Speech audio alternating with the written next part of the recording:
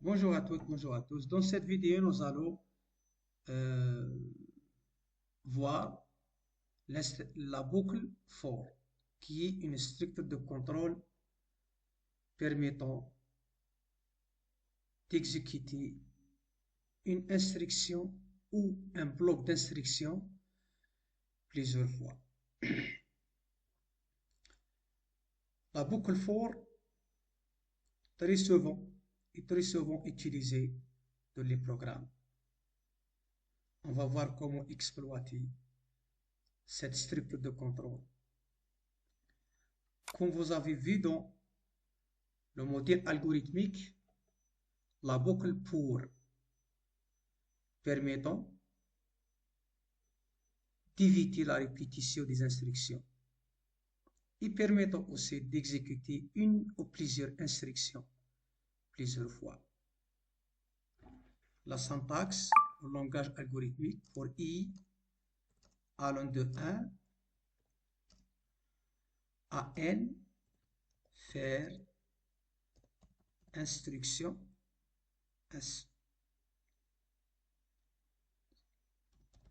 instruction, ensuite fait. Voilà la syntaxe de la boucle pour. On va utiliser ça en langage Python.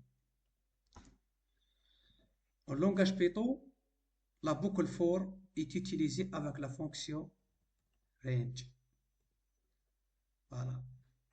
Soit avec un seul argument, par exemple 10,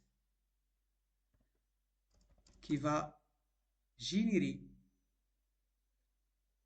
des valeurs ou bien des itérations de 0 à 9, 2 jusqu'à 9.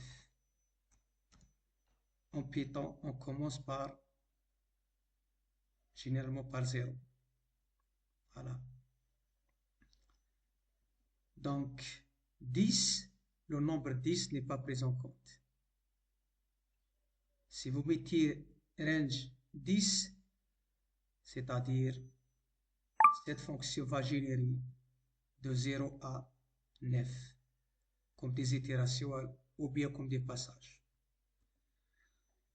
On prend un exemple.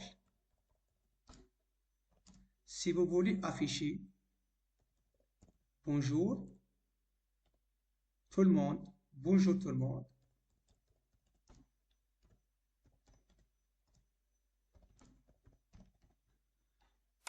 dix fois, qu'est-ce que vous faites? Vous répétez ça 10 fois.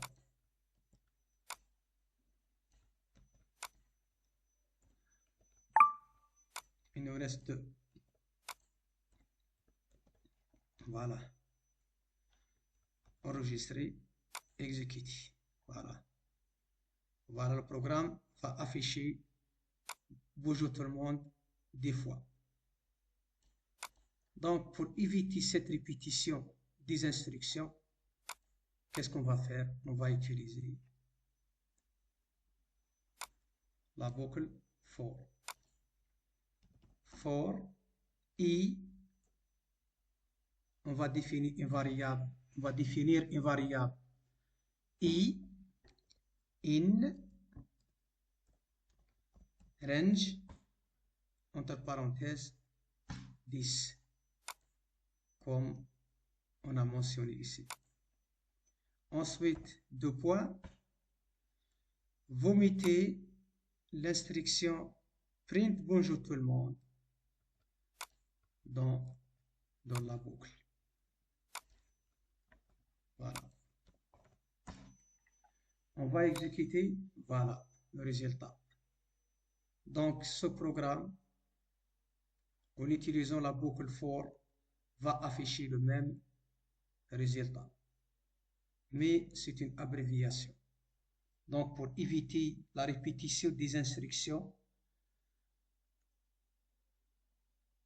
on va, en utilisant ce qu'on appelle l'instruction l'instruction for, bien la structure de contrôle for.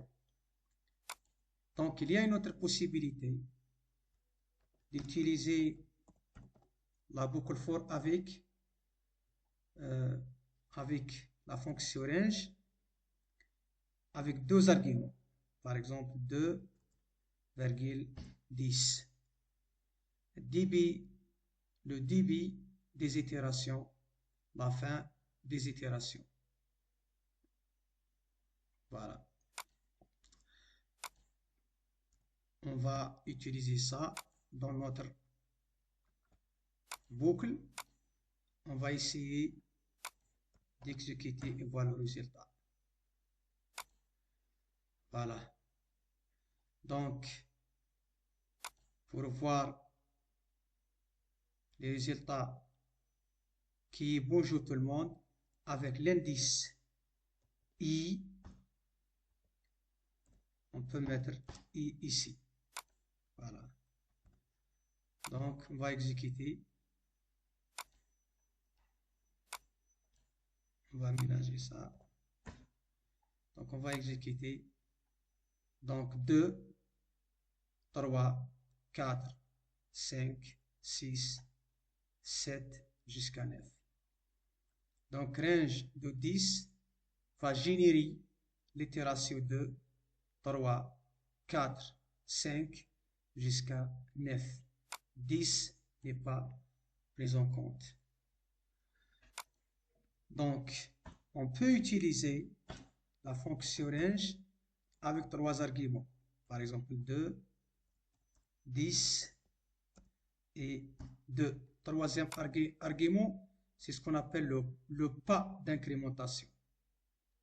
Au lieu où on commence par 2, ensuite 3, 2, ensuite 3, 4, 5, 6 jusqu'à 9. On commence par 2 et on incrémente les itérations par 2. On va essayer ça. Voilà. Donc, on va effacer. Qu'est-ce que vous remarquez? 2, bonjour tout le monde. 4, bonjour tout le monde. Donc, 2, 4, 6, 8. Même si vous voulez, si vous utilisez trois arguments, début d'itération, la fin de l'itération, les itérations, pardon, et le pas, le 10 n'est pas pris en compte. Voilà, donc 2 plus 2, c'est 4. 4 plus 2, c'est 6. 6 plus 2, c'est 8. 8 plus 2 égale 10. 10 n'est pas pris en compte. Donc, vous avez vu dans cette vidéo trois possibilités, trois cas d'utilisation de la fonction range avec la boucle for. Avec un seul argument, dans cet exemple de 0 à 9, avec deux arguments, le début de l'itération, ou bien le début des itérations, la fin des itérations, et troisième cas, début des itérations, la fin des itérations avec le pas d'incrémentation. J'espère que vous avez compris ce qu'on a fait dans cette vidéo, comment utiliser la boucle for. Deuxième programme, je vous donne rendez-vous dans une prochaine vidéo pour découvrir d'autres choses.